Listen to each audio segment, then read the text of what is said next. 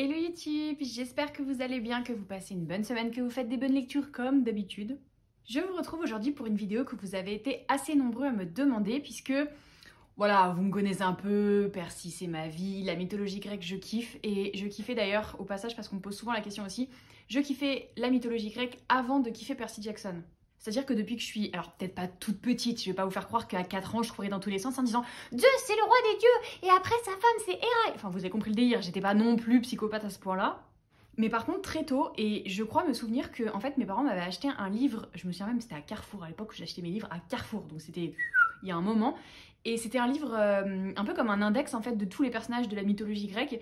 Et ce livre, je l'ai encore chez mes parents d'ailleurs, ça aurait été marrant que je puisse vous le ressortir maintenant, mais je vous montrerai une photo à l'occasion. Et en fait, c'est ce livre qui a tout déclenché. Parce que je me souviens l'avoir lu et de m'être dit waouh, waouh, c'est ouf! Et à partir de là, bah, le monstre était réveillé quoi. J'ai commencé à être obsédée par la mythologie grecque à tel point que je lisais tous les livres qui me passaient sous la main et à tel point que je pouvais vous citer l'arbre généalogique de tous les dieux et pourtant vous-même vous savez, c'est pas facile. Parce que je relisais encore et encore et encore et encore et encore les mêmes livres, notamment ce fameux index, on va dire, annuaire des personnages de la mythologie grecque. Après, bien sûr, j'ai cherché des romans qui parlaient de la mythologie grecque. C'est là que, bien sûr, Percy est arrivé et m'a sauvée, parce que c'est pas évident de trouver des romans sur la mythologie grecque. Après, je vous avoue qu'aujourd'hui, j'ai un peu perdu tout ça. J'ai encore les éléments principaux, on va dire, les mythes les plus connus, ça je maîtrise. J'ai quelques petits trucs qui me reviennent par-ci par-là, mais je ne suis plus aussi calée ou psychopathe, vous choisissez le mot que vous préférez. Il n'empêche que c'est toujours quelque chose qui me fascine, qui m'intéresse énormément, et mes copines pourront en être témoins quand on est allé en Grèce en vacances ensemble en 2021 du coup. On a passé quelques jours à Athènes, et vous m'auriez vu les gars, à l'Acropole, je suis partie en mode guide touristique, je leur ai tout raconté, tout raconté. Elles ont eu la gentillesse de ne pas me dire que je leur pétais les... Hein. Elles m'ont écouté blablater et franchement, j'en garde un souvenir absolument incroyable. C'était un voyage magnifique. Bref, je suis pas là pour vous vendre des billets pour partir à Athènes. Encore que bien sûr, si vous avez l'occasion de partir en Grèce, mais les gars, foncez quoi. Je suis là pour vous parler de romans qui parlent de la mythologie grecque, qui s'inspirent de la mythologie grecque. Bref, on va parler mythologie grecque. Je pense que vous l'aviez compris parce que la vidéo dure pas depuis très longtemps, ça fait au moins 20 fois que je l'ai dit. Mythologie grecque, mythologie grecque, mythologie grecque, mythologie grecque. Ça suffit Marie. On a compris le sujet. Comme je le disais au tout début, c'est une vidéo que vous m'avez demandé assez régulièrement quand je vous demandais qu'est-ce que vous avez envie de voir sur la chaîne, quel sujet vous voulez que j'aborde, etc. Et ben il y avait souvent ce thème de mythologie grecque, excusez-moi mais je vais être obligée de le redire, qui revenait dans les réponses, donc je me suis dit, let's go. Je vous ai donc fait une sélection de 10 romans. Les calculs sont pas bons là Kevin. On reprend. Je vous ai donc fait une sélection de 10 romans sur la mythologie grecque. Après, on pourra éventuellement peut-être à l'occasion parler d'autres mythologies, mais là, concentrons-nous sur les Grecs. Il y a des romans évidemment très connus dans ma sélection, il y en a d'autres qui le sont peut-être un petit peu moins. Je vous laisserai juger de tout ça. Et c'est parti, c'est parti.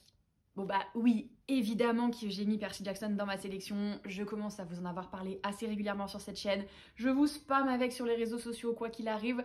Vraiment cette série c'est une pépite, alors oui c'est jeunesse, c'est-à-dire que quand tu le lis à 10-11 ans c'est nickel. Par contre moi je le relis encore aujourd'hui et pour rappel j'ai plus du tout 10-11 ans, on se rapproche plutôt de la trentaine. Mais je suis toujours autant à fond, c'est drôle, c'est bourré d'action, c'est bourré de rebondissements, c'est extrêmement bien pensé, extrêmement bien écrit, il y a de l'émotion. Il y a tout ce qu'il faut en fait, vraiment il y a tout ce qu'il faut. Quand je dis que c'est un peu jeunesse, c'est surtout qu'en fait le schéma va peut-être un peu se répéter, c'est-à-dire que il y a une intrigue de fond hein, sur tous les tomes, mais dans chaque tome en fait il se passe un élément qui fait qu'il y a une quête qui va se déclencher, ils vont aller d'un point à un autre, etc., etc. Ça va être assez saccadé comme ça. Ça, je l'ai vu avec le recul, bien sûr, en le relisant quand j'étais plus âgée, ça ne m'a pas gênée. Mais je sais que j'ai vu des retours de personnes qui disaient que ça les avait un peu freinés.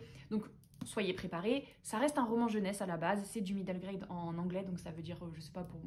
Je pense que nous, l'équivalent, c'est du genre à partir de 11 ans, tu vois. Mais c'est tellement bien que vous ne pouvez pas passer à côté de Percy Jackson. Je l'ai déjà dit dans une vidéo en ce début d'année, mais 2023, c'est votre année pour lire Percy Jackson. Petite précision parce que dans une des dernières vidéos, je vous ai montré du coup cette édition et vous avez été nombreux à me dire « Ah, c'est quoi qui dépasse là ?» Et bah les gars, la réponse est très simple, ce qui dépasse, ce sont les pages. Parce qu'à un moment de leur vie, les pages se sont dit « Non mais c'est bon, c'était sympa 5 minutes, mais nous on va y aller. Hein. » Ça me brise le cœur de voir ça. Parce qu'en fait, c'est un livre que j'ai acheté d'occasion, donc il était déjà comme ça, et même s'il était abîmé, j'ai pas pu m'empêcher de l'acheter puisque je n'avais pas cette couverture. Puisque moi, le premier tome que j'avais en poche, c'était l'affiche du film, que j'aime beaucoup aussi, hein, mais... Tu tu vois. Et du coup, j'anticipe la potentielle future question qui arrive. Mais Marie, combien d'éditions du premier tome de Percy Jackson as-tu? Beaucoup trop. Après, pour ma défense, il n'y en a pas une qui se ressemble. Genre, ça, c'est le poche, avec la couverture du film. Ça, c'est le grand format avec la couverture originale. Ça, c'est une version anglaise. Donc, je crois que c'est une des premières couvertures de la version... Ouais, c'est ça, anglaise. Avec le petit slogan « Half boy, half god, half hero ». J'ai cette couverture-là qui est du coup une réédition des éditions, cette fois-ci américaines. Et surtout, en fait, vous savez, c'est le coffret où quand tu colles les livres, bah ça fait l'Empire State Building, c'est de toute beauté. Enfin, ça fait la skyline de New York, quoi. Ça, c'est la même couverture, mais une version hardback. Mais surtout, je l'ai acheté d'occasion aussi, hein, vous pouvez le voir, ça vient de toute évidence d'une bibliothèque américaine. Mais je l'ai acheté pour pouvoir mettre par-dessus les sublimes dust jackets qui ont été réalisés par une boutique qui s'appelle Nerdy Inc. Franchement... Oh là là, je vous avais montré ça dans une des toutes premières vidéos que j'avais fait sur la chaîne, je crois. Mais les couvertures sont sublimes, je ne m'en remets pas. J'ai claqué une somme astronomique pour les avoir. Pas forcément pour ça, parce que de toute façon, ça c'est un travail de dingue. Donc c'est normal que ça coûte une certaine somme. C'est surtout les frais de port qui m'ont bien... voilà. Mais franchement, ça valait le coup, c'est magnifique. Et enfin, j'ai la version illustrée du premier tome. Pareil, je la trouve trop belle. C'était un cadeau d'anniversaire de mes copines et franchement, il y a des planches à l'intérieur. Attendez, je vous montre ça. Je crois que je vous avais déjà montré d'ailleurs, pareil, dans la première vidéo que j'avais fait où je montrais mes couvertures trop belles. Je vous remonte quand même. On n'a jamais assez de belles choses. Oh, regardez-moi mon bébé. Oh. Franchement, c'est vraiment un livre magnifique. Il n'y a pas tant de planches que ça, hein, mais... oh là là là là là là là là là là. Voilà pour cet argumentaire très construit et constructif. Je vous fais pas un résumé de Percy Jackson, je l'ai déjà fait la dernière fois, vous connaissez tous plus ou moins le bail, mais vraiment, comment parler de mythologie grecque sans parler de Lord Olympus? Évidemment.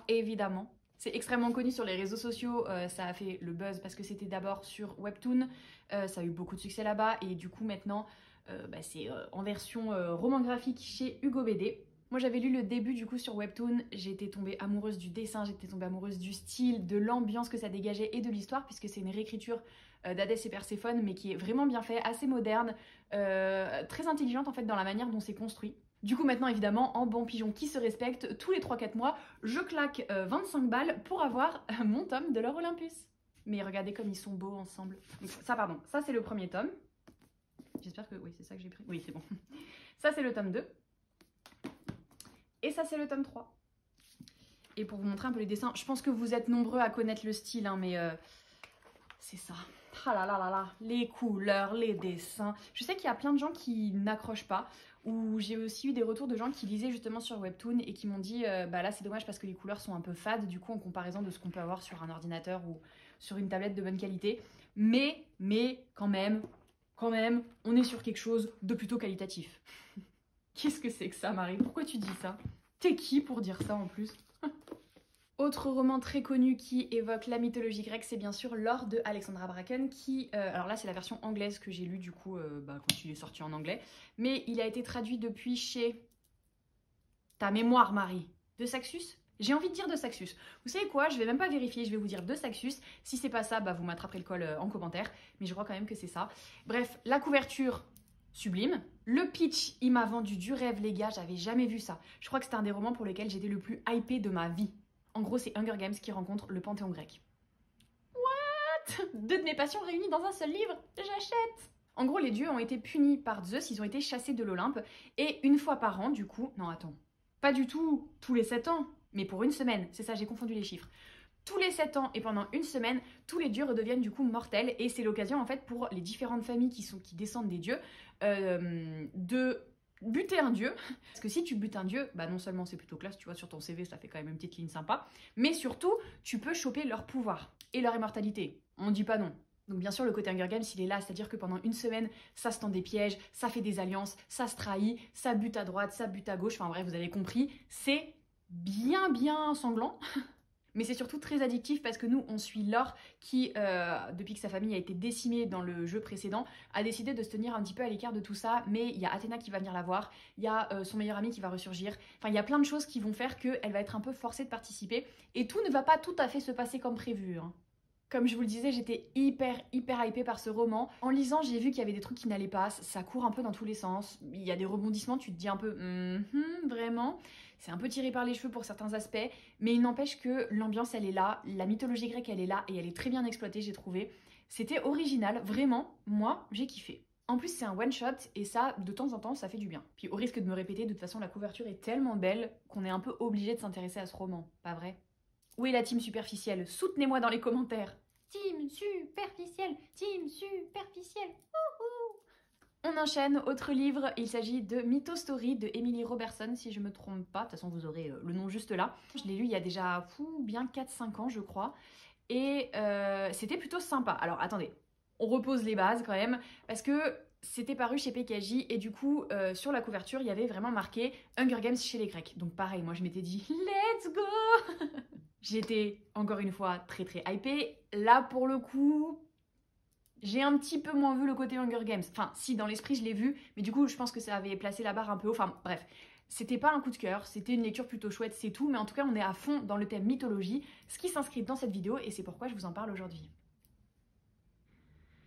Je disais, Mytho Story, c'est l'histoire d'Ariane, qui est la fille aînée d'une des plus grandes familles de Crète, une famille riche et puissante qui a notamment fait toute sa fortune sur les médias, c'est-à-dire qu'ils ont des chaînes de télé-réalité, les réseaux sociaux, tu connais, enfin là on est en plein dans maintenant quoi. Sauf que ça reprend tous les codes de la mythologie grecque puisque enjeu télévisé, bien gore, on est d'accord, mais chaque année, en fait, les parents d'Ariane organisent la compétition du labyrinthe et il y a plein du coup d'ados qui viennent, qui essayent de se repérer dans le labyrinthe. S'ils y arrivent, bah, ils arrivent jusqu'au Minotaure, donc tu butes le Minotaure, tu ressors, le Minotaure te bute, tu ressors, mais les pieds devant quoi. Évidemment, tout le monde essaie de survivre, personne n'y arrive jusqu'au jour où arrive Thésée, qui se trouve être fort charmant, qui tape dans l'œil d'Ariane et du coup elle est tiraillée entre est-ce qu'elle doit l'aider, est-ce qu'elle doit soutenir sa famille, est-ce qu'elle va décider de trahir son frère le Minotaure qui est la seule personne qui compte à ses yeux, enfin bref. C'était assez original, franchement le principe était hyper cool, en plus j'ai beaucoup aimé le côté réseaux sociaux conjugué à la mythologie grecque, il y a cette différence en fait entre les mythes qu'on connaît et ce qu'on vit actuellement avec les réseaux sociaux, les compétitions, la télé-réalité tu connais et tout, qui a quand même une part très importante pour l'histoire. Après, j'ai trouvé que voilà, le côté Hunger Games c'était pas tout à fait là, même si effectivement il y a une lutte pour survivre.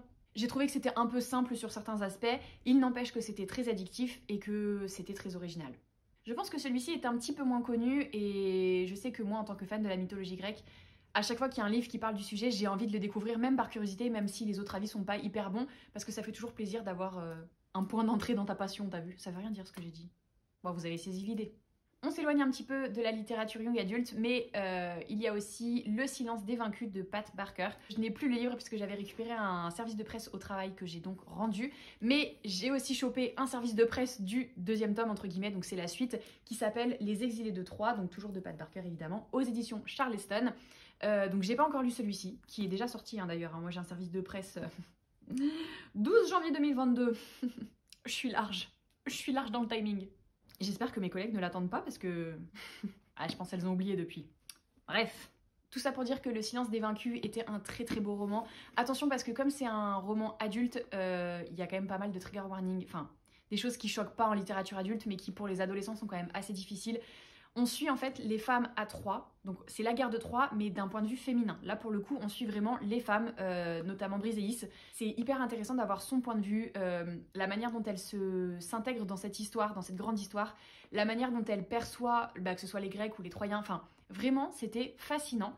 Par contre du coup, c'est tout ce que les femmes ont vécu pendant les guerres, donc il y a du viol, il y a de la violence, il y a de l'enlèvement, il y a des massacres de leur famille, enfin c'est assez dark quand même sur plein d'aspects, mais c'est très bien écrit, il était vraiment beau, il était vraiment original, j'ai hâte de lire la suite, je sais qu'on dirait pas comme ça puisque ça fait un an qu'il est dans ma pile à lire, mais j'ai hâte de retrouver un peu cette ambiance, de retrouver le style de l'autrice qui m'a porté tout au long du récit, et on est en plein dans le sujet. Encore une fois, c'est un roman dont on a moins parlé sur les réseaux sociaux parce que c'est pas du young adulte, mais il est très beau aussi. Alors là, les deux, je les mets ensemble, vous savez qu'ils vont arriver dans cette vidéo, c'est évident, mais il s'agit bien sûr du Chant d'Achille et de Circé de Madeline Miller. Donc là, pareil, on part sur des petites couvertures absolument magnifiques. On part surtout sur des réécritures de contes, ou en tout cas de mythes, d'histoires assez connues, mais avec la plume de Madeline Miller qui est absolument magnifique. C'est très lent. Je préfère vous prévenir parce que je sais que le Chant d'Achille en particulier, c'est genre la révélation BookTok, c'est le pass culture à gogo et tout. Moi je vois des ados, des jeunes filles de 11-12 ans qui ont vu sur BookTok qui veulent absolument lire Le Chant d'Achille, allez-y les filles, franchement trop bien. Mais par contre, je sais pas si vous allez vraiment accrocher parce que c'est très très lent, c'est très contemplatif. C'est beaucoup de je le regardais dans les yeux pendant que mon âme s'abîmait dans le fond de sa pensée. Tu vois, moi bien sûr ça n'a pas de classe parce que ça n'a aucun sens ce que je dis vu que je ne suis pas Madeleine Miller. Elle le fait très bien donc c'est un très beau récit. Mais par contre c'est lent, voilà c'est tout, je tenais à le préciser. Donc là bien sûr on suit Achille et Patrocle au moment avant et pendant la guerre de Troie. Et là on suit Circé la magicienne tout au long de sa vie et un petit peu sa colère envers le monde qui l'entoure et qui la prend un petit peu pour une neuneu, sous prétexte qu'on est une femme. Je sais pas si on peut vraiment dire que c'est original du coup, parce que en fait c'est les histoires telles qu'on les connaît, il n'y a pas de fin alternative, il n'y a pas de twist quelque part, mais par contre c'est le style de l'autrice qui fait que c'est vraiment des très belles lectures, et encore une fois là on est en plein dans le sujet, donc si vous ne les avez pas encore lus, je ne peux que vous les conseiller. Au niveau de la romance, il y a Covenant qui est paru aux éditions J'ai lu. Alors je viens de relire le résumé parce que j'ai lu le premier tome il y a très très longtemps, et je sais que je l'ai lu justement parce qu'on m'a dit qu'il y avait de la mythologie grecque. Je me souviens qu'il y avait de la mythologie grecque, mais là, en relisant le résumé, ça ne parle pas de mythologie grecque. Est-ce que je me trompe? Me trompais-je? Je ne pense pas parce que il y a quand même un tome qui s'appelle Apollyon, ça parle de Styx à un moment, ça parle d'éveil. Il me semble que c'est des histoires de réincarnation de Dieu dans des... sans mêler. Je sais pas même pas pourquoi j'essaie de vous faire un résumé, je ne me souviens pas de ce livre. Je ne me souviens pas de cette saga. Sachez quand même, pour vous dire à quel point je suis quand même un gros boulet, que quand on m'a dit que c'était mythologie grecque, j'ai acheté les 5 tomes. J'en ai lu un. Peut-être 2, je me souviens même pas si j'ai lu le 2, c'est vous dire à quel point ça m'a marqué. Il n'empêche que dans mon souvenir, on est quand même dans le thème, que c'était plutôt sympa. Enfin, je me souviens avoir bien aimé les 2 premiers tomes, pas au point de lire la suite de toute évidence.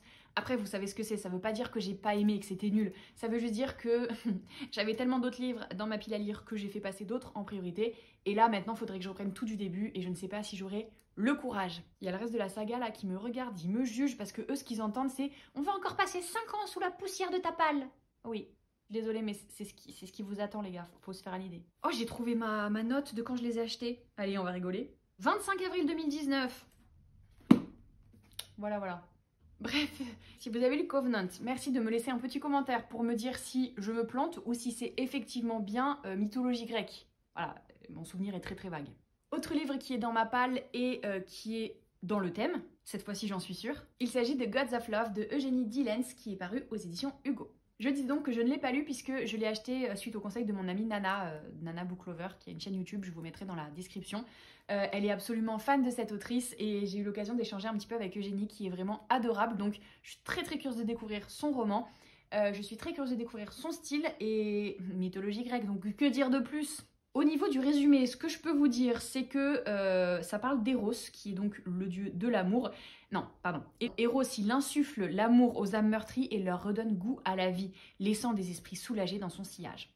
Il est fait pour ça, bla bla bla bla bla. Et quand il rencontre Caléa, il sent qu'il est à même de lui procurer l'aide dont elle a besoin. Le cœur brisé, la jeune femme refuse farouchement de se laisser bercer par ses beaux mots et sa voix envoûtante. L'affaire de nouveau aimé devient un défi personnel qu'il est prêt à relever, peu importe le prix. Mais si avant de guérir le cœur des autres, Eros devait avant tout apaiser le sien.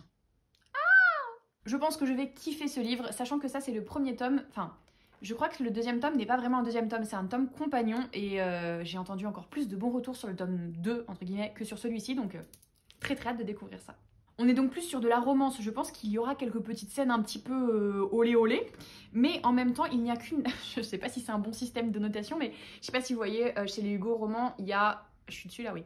Il y a des petites dames là. Et il n'y a qu'une seule dame qui est coloriée. Donc pour moi, ça veut dire ça passe. Mais peut-être que ça s'applique pas aux scènes olé olé, mais plutôt au côté psychologique, drame psychologique. Je ne sais pas. Bref, je vous dirai ça quand je l'aurai lu. Autre livre qui va bientôt rejoindre ma palle, il s'agit de Quelqu'un se souviendra de nous, de Nadège Darocha. C'est un roman qui paraît le 22 février, si je ne me trompe pas, aux éditions Naos. Déjà cette couverture, bon bah voilà, elle est magnifique. En plus on en parle quand même pas mal sur les réseaux sociaux puisque l'autrice a un compte Instagram et il a l'air vraiment incroyable. En gros c'est l'histoire des femmes dans la mythologie grecque qui ont décidé de se venger des dieux et des héros qui leur en ont mis plein la tête. C'est-à-dire que Pandore, là qu'on accuse d'avoir répandu tous les maux sur Terre, elle va aller voir Zeus, elle va lui dire c'est quoi ton problème? Méduse là, qui s'est fait violer sur un temple, excusez-moi de le dire, c'était un peu brutal comme je l'ai annoncé, mais Méduse elle s'en est pris plein la gueule, et c'est elle qui se retrouve avec des cheveux de serpent. Ah bref, apparemment ça va parler de plusieurs personnages un peu dans ce style et c'est une épopée assez féministe pour montrer que les femmes qui sont souvent décrites comme les méchantes ou les monstres dans les histoires grecques ne le sont pas forcément. Et là, c'est marqué en gros, elles ne pardonneront jamais à l'Olympe, les dieux vont enfin payer. Ça a l'air vraiment incroyable. L'autrice en parle souvent sur ses réseaux sociaux et ça me donne, à chaque post qu'elle fait, ça me donne encore plus envie. J'ai trop hâte de le découvrir et je pense que ça va être parfait. Le dernier livre, bon, il va falloir faire un pas vers moi les gars. Puisque moi je voulais vous présenter 10 livres sur la mythologie grecque, je suis arrivée à 9 et après j'ai un peu galéré, je vais pas vous le cacher. Alors, il y en a sans doute plein d'autres, hein. D'ailleurs, si vous avez des recommandations, n'hésitez pas à les mettre dans les commentaires. Mais moi, en tout cas, de ceux que j'avais chez moi et de ceux qui me tentaient ou de ceux que je savais qui allaient paraître, etc., je commençais à sécher un peu, tu vois. Et puis, j'ai trouvé cette merveille, cette beauté absolue qui est dans ma palle depuis un petit moment. Il s'agit de Great Goddesses de Nikita Gill. Paye ton accent. Et c'est marqué ici, du coup, c'est des leçons de vie inspirées des mythes et des monstres. Alors, c'est pas précisé grec sur la couverture, je vous l'accorde, mais bon, déjà, il y a des éléments quand même assez clairs, hein, Méduse, le trident, enfin, tu vois, on la connaît un petit peu. Et surtout, c'est marqué derrière, en fait. Ça parle de Méduse, de Circé, d'Athéna, etc. En tout cas, elle s'inspire des traits de caractère des héroïnes ou des monstres grecs pour faire un essai féministe, pour faire des poésies engagées, et ça a l'air vraiment trop beau. Ça a l'air hyper inspirant. Je sais que ça fait un moment que je l'ai dans ma palle, hein, mais j'espère que je vais réussir à le lire cette année. Il y a des illustrations aussi qui sont quand même assez belles. Donc il complète à merveille ce petit top 10 et surtout c'est l'occasion pour moi de vous montrer, bon alors là pas tant que ça on est d'accord, hein, mais c'est l'occasion pour moi de vous montrer à quel point il est magnifique. Il brille, je m'en remets pas. Je vous ai donc parlé de 10 livres sur la mythologie grecque, mais je voulais quand même terminer cette vidéo en vous parlant d'un autre livre qui n'est pas clairement mythologie grecque, puisqu'on est plus sur Alexandre le Grand, tout ce que ça implique, etc. Mais pour moi, ça envoie tellement la même vibe que si vous avez aimé les livres dont j'ai parlé ou s'ils vous tentent, je pense que celui-ci vous plaira aussi. Il s'agit du roman Le sang des dieux et des rois de Eleanor Herman, qui est sorti aux éditions R. Alors il faut savoir qu'il est sorti il y a très longtemps, vraiment très longtemps. Enfin vraiment très longtemps, j'exagère peut-être un peu, mais... Oui, enfin 2016 quand même. C'est pas tout récent. À savoir aussi que les 2 premiers tomes ont été traduits du coup chez Collection R, mais que le 3e ne le sera apparemment pas. Donc si vous voulez vous lancer dans cette série, il vaut mieux savoir lire en anglais puisque le 3e tome, ce sera le seul moyen de le découvrir. Mais là, comme je vous disais, c'est Alexandre le Grand, donc on suit plusieurs personnages. C'est marqué « Imaginez une époque où les dieux s'amusent des souffrances des hommes, où des forces maléfiques se déchaînent aux confins du monde connu, où des cendres des villes naissent des empires. » Et on suit du coup Alexandre qui est l'héritier du trône de Macédoine. On le connaît celui-ci, son destin de conquérant, etc. Mais là, il est encore adolescent, du coup il se forme. Il y a les intrigues de cour, il y a Caterina qui justement je ne sais pas si c'est une obligation, mais elle veut tuer la reine, mais en même temps, du coup, est-ce qu'elle se fait repérer, elle risque gros, etc. etc. Il y a Jacob qui est éperdu d'amour pour Caterina, mais en même temps, il va peut-être se frotter un petit peu à d'autres personnages. Enfin, vous voyez, c'est ça, c'est comment plusieurs personnages vont se lier dans une ambiance qui est full mythologie, full période un peu antique, et c'est vraiment trop bien. J'en garde un excellent souvenir, j'ai dévoré les 2 premiers tomes. Il faut vraiment que je m'achète le 3e tome en anglais et que je reprenne toute la série parce que j'ai kiffé. Pour la petite anecdote que personne n'a demandé mais que je vais quand même vous partager, j'avais fait des photos de ce roman au bord d'un lac avec mes parents et mon père a fait tomber le livre dans l'eau. Après il s'en est très bien remis, hein. Il l'a repêché direct et le livre, vous voyez, il s'en est remis, hein. Il a bien séché, hein, mais c'est marrant parce que j'avais oublié cette anecdote jusqu'à ce que je retrouve ce livre. Bon, il a un peu souffert mais voilà, c'est l'anecdote inutile. Et c'est tout pour moi. N'hésitez pas, comme d'habitude, à me dire si vous avez lu un des livres dont je parle, s'il y en a un qui vous tente. Si vous avez des recommandations sur des livres qui parlent de la mythologie grecque, surtout, n'hésitez pas, balancez tout en commentaire, faites exploser ma wishlist et ma palle. Vraiment, j'aimerais trop découvrir d'autres livres dans le même thème. Sachant bien sûr que j'en ai forcément oublié, il y en a d'autres, c'est évident, mais moi je voulais vous faire une sélection de 10 livres, donc c'est ce que j'ai fait. Sachant aussi que je me suis concentrée sur la mythologie grecque, mais évidemment il y a plein d'autres mythologies que je connais beaucoup moins bien. Bien sûr, Rick Riordan a écrit sur la mythologie romaine qui est assez similaire, mais il y a la mythologie égyptienne que je connais très mal et qui pourtant est hyper intéressante, la mythologie nordique, la mythologie aztèque, enfin il y a toutes les mythologies de tout le monde, parce que techniquement tout le monde a des mythologies. Donc si vous avez des titres qui parlent de mythologie de manière générale, n'hésitez pas à les recommander. Moi je sais que en librairie où je travaille, j'aime beaucoup feuilleter les livres de la collection Quelle Histoire. C'est des tout petits fascicules qui sont pour des enfants à partir de franchement 7-8 ans ça passe. Et il y a toute une collection sur les différentes mythologies du monde, c'est hyper intéressant, j'adore ça. Voilà, c'est la petite parenthèse libraire parce que je sais que c'est souvent des thèmes qui intéressent les enfants, mais que des romans ou des documentaires on en trouve, mais des choses qui sont un peu entre les deux ou pour les plus jeunes c'est assez compliqué. Donc franchement si vous ne connaissez pas cette collection, foncez.